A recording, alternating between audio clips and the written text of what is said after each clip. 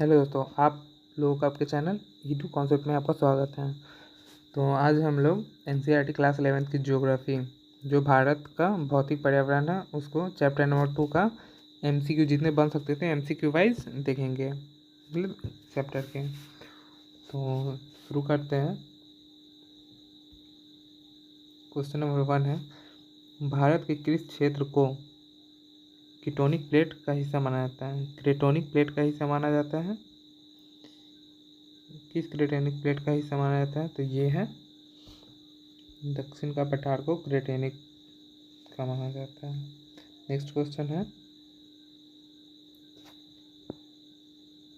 निम्नलिखित में से कौन सा पर्वतीय क्षेत्र सबसे पुराना माना जाता है? तो पर्वतीय क्षेत्र पुराना माना जाता है, ये अरावली का पुराना माना जाता है। नेक्स्ट क्वेश्चन है, अरावली भारतीय भू आकृति में सतत अस्थायित्व किस क्षेत्र की विशेषता है? सतत अस्थायित्व किस क्षेत्र की विशेषता है? सतत अस्थायित्व है ये क्रेटन की विशेषता है।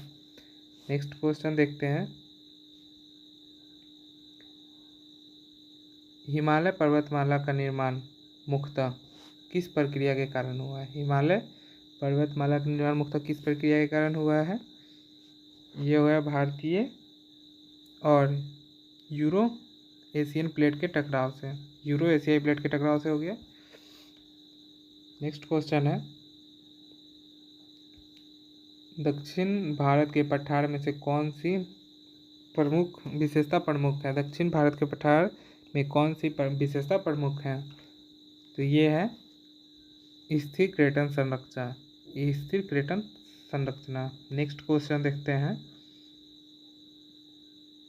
विंध्य और सतपुरा किस क्षेत्र की संरचना का उदाहरण है? विंध्य और सतपुरा किस क्षेत्र की संरचना का उदाहरण है? तो ये हो जाएगा प्राचीन पठार। नेक्स्ट क्वेश्चन है, भारत में हिमालय और दक्षिण पठार के बीच मुख्य अंतर क्या है? भारत में हिमालय और दक्षिण पठार के बीच मुख्य अंतर क्या है? तो इसका हो जाएगा आयु और उत्पत्ति का, आयु और उत्पत्ति का हो जाएगा। नेक्स्ट क्वेश्चन देखते हैं, अपतटीय पठार के उदाहरण कौन से हैं? अपतटीय पठार के उदाहरण कौन से हैं? ये विंध्य और सतपुरा हो जाएंगे, option number A. Next question देखते हैं, भारतीय भू आकृति पठार का मुख्य महत्व क्या है? भारतीय भू आकृति पठार का मुख्य महत्व क्या है? मुख्य महत्व है ये स्थिर भूभाग और खनिज संपदा से है। नेक्स्ट क्वेश्चन देखते हैं, क्वेश्चन नंबर 10, हिमालय के पर्वतीय क्षेत्र को युवा पर्वत क्यों कहा जाता है? हिमालय के पर्वतीय क्षेत्र को युवा पर्वत क्यों कहा जाता है? इसको कहा जाता है भू उपस्थिति अभी भी परिवर्तित हो रही है, भू स्थिति अभी परिवर्तित हो रही है, इस कारण युवा पर्वत कहा जाता है। 11 नंबर क्वेश्चन है, दक्षिण पठार मुख्यतः किस चट्टानों से बना है? दक्षिण का पठार मुख्यतः किस चट्टानों से बना है? तो दक्षिण का पठार बना है इसमें आग्नेय और आपतित चट्टानों से, आग्नेय और आपतित चट्टानों से। नेक्स्ट क्वेश्चन देखते हैं, अरावली पर्वतमाला किस दिशा में फैली हुई है? अरावली पर्वतमाला किस दिशा में फैली हुई है? तो ये हो जाएगा उत्तर और दक्षिण, उत्तर दक्षिण, उत्तर दक्षिण, ऑप्शन नंबर 1। नेक्स्ट क्वेश्चन देखते हैं, भारत के हिमालयी क्षेत्र में कितने मुख्य पर्वत श्रेणियाँ हैं? भारत के हिमालयी क्षेत्र में मुख्य कितने पर्वत श्रेणियाँ हैं? तो इसका आंसर हो जाएगा ऑप्शन नंबर 3, 4 है। एक हो गया हिमालय का श्रेणी हो गया, एक पश्चिमी पठार और पश्चिमी घाट और पूर्वी घाट, और एक हो गया विंध्य सतपुरा वाला। नेक्स्ट क्वेश्चन देखते हैं, सतपुरा और विंध्य पर मुख्यतः किस पठार के प्रकार के पठार है? सतपुरा और विंध्य मुख्यतः किस प्रकार के पठार हैं? तो यह हो जाएगा मध्य भारत के पठार। नेक्स्ट क्वेश्चन है, भारत के भू आकृतिक क्षेत्रों में कौन सा क्षेत्र सबसे युवा है? भारत के भू आकृतिक क्षेत्रों में कौन सा क्षेत्र सबसे युवा है? तो ये हो जाएगा हिमालय। नेक्स्ट क्वेश्चन देखते हैं, क्रेटोन क्षेत्र का प्रमुख महत्व है, क्रेटोनिक क्षेत्र का प्रमुख महत्व है ये खनिज संपदा और स्थिर भूभाग है। खनिज क्षमता से भरपूर है और स्थिर भूभाग है। क्वेश्चन नंबर 17 है, भारत की कौन सी पर्वत श्रृंखला प्लेट टेक्टोनिक्स की प्रक्रिया से बनी है? प्लेट टेक्टोनिक्स की प्रक्रिया से कौन सी श्रृंखला बनी है? तो ये हो जाएगा हिमालय। नेक्स्ट क्वेश्चन देखते हैं, भारत में अपतटीय पठार कहाँ पाए जाते हैं? अपतटीय पठार कहाँ पाए जाते हैं? भारत में अपतटीय पठार कहाँ पाए जाते हैं? तो इसका राइट आंसर पश्चिमी और पूर्वी तट। पश्चिमी और पूर्वी तट। नेक्स्ट क्वेश्चन देखते हैं, विंध्य पर्वत श्रृंखला मुख्यतः किस क्षेत्र में स्थित है? विंध्य पर्वत श्रृंखला मुख्यतः किस क्षेत्र में स्थित है? तो ये मध्य भारत में है। ये मध्य भारत में है। नेक्स्ट क्वेश्चन देखते हैं,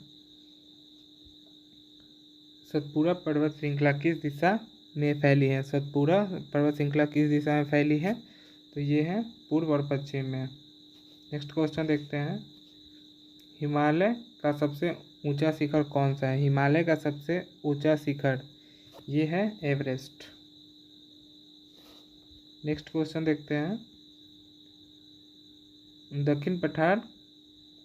दक्षिण भारत के पठार की प्रमुख विशेषता है। दक्षिण भारत के पठार की प्रमुख विशेषता है ये है स्थिर क्रेटोनिक क्षेत्र। स्थिर क्रेटोनिक क्षेत्र है इसकी प्रमुख विशेषता। नेक्स्ट क्वेश्चन है, अरावली पर्वतमाला किस पठार की चट्टानें बनी है? किस प्रकार की चट्टान से बनी है? अरावली पर्वत किस प्रकार की चट्टान से बनी है? तो ये मेटामॉर्फिक चट्टान से बनी है। नेक्स्ट क्वेश्चन देखते हैं, भारत में क्रेटोनिक क्षेत्र की आयु अनुमानतः कितनी है? भारत में क्रेटोनिक क्षेत्र की आयु अनुमानतः कितनी है? तो ये हो जाएगा 3 से 4 बिलियन वर्ष लगभग। नेक्स्ट क्वेश्चन देखते हैं, अपतटीय पठार और प्रमुख नदियों के संबंध किस प्रकार है? अपतटीय पदार्थ और प्रमुख नदियों का संबंध किस प्रकार है? ये नदियाँ पठार से निकलकर तट तक पहुँचती है। नदियाँ पठार से निकलकर तट तक पहुँचती है। नेक्स्ट क्वेश्चन देखते हैं, हिमालय की निर्माण प्रक्रिया किस युग से शुरू हुई? हिमालय की निर्माण प्रक्रिया किस युग से शुरू हुई? तो ये हो गई तृतीयक युग से शुरू हुई। नेक्स्ट क्वेश्चन देखते हैं, भारतीय भू आकृति संरचना में पठारी क्षेत्र मुख्य रूप से किसे माना जाता है? तो मुख्य रूप से किसे माना जाता है? ज्वालामुखीय चट्टान को भारतीय भू संरचना में पठारी क्षेत्र में मुख्य रूप से माना जाता है। नेक्स्ट क्वेश्चन देखते हैं, अपतटीय पठार किन पठारों के तटीय क्षेत्रों के निकट पाया जाता है? अपतटीय पदार्थ किन पठार के तटीय क्षेत्रों के निकट पाए जाते हैं? तो ये हो जाएगा दोनों तटों में पाए जाते हैं। ये दोनों तटों के पास पाए जाते हैं। नेक्स्ट क्वेश्चन है, सतपुड़ा और विंध्य किस प्रकार की पर्वत श्रृंखला है? सतपुड़ा और विंध्य ये है पुराने पठार की श्रृंखला है। नेक्स्ट क्वेश्चन देखते हैं, भारत में सबसे स्थिर भूभाग कौन सा है? भारत में सबसे स्थिर भूभाग कौन सा है?